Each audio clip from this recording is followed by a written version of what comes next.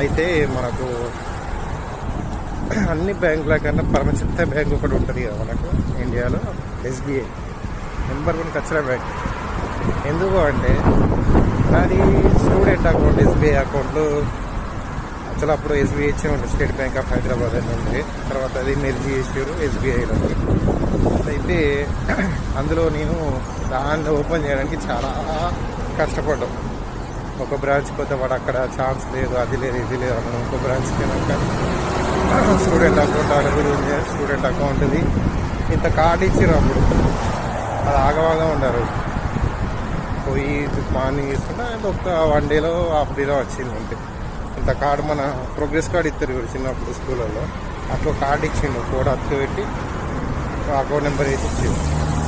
So అది అదే use చేసిన అన్నట్టు. ఇక వేరే అకౌంటే లేకుండా నాకు ఇంటర్మీడియట్ తర్వాత మెల్లిమెల్లిగా దానికి నేను మళ్ళీ తర్వాత కన్వర్ట్ చేయించుకున్నాను. పర్సనల్ అకౌంట్ కన్వర్ట్ చేయించుకోవచ్చు అని తెలిసినాక కన్వర్ట్ చేయించుకున్నాను.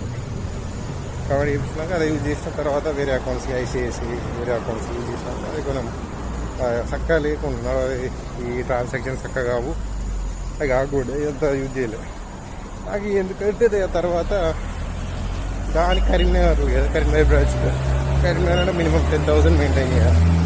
అంటే మాకు అప్పుడే లోకల్ బ్యాంకులో ప్రతి ఒక్కళ్ళు ఏమంటారు, మాకు 1000 రూపీస్ ఉంటే సరిపోద్ది, ఎక్కడ అవసరం. ఎందుకు అంటే మీది అది అక్కడ ఉంది కదా, సో సిటీది ఇది ఇక్కడది.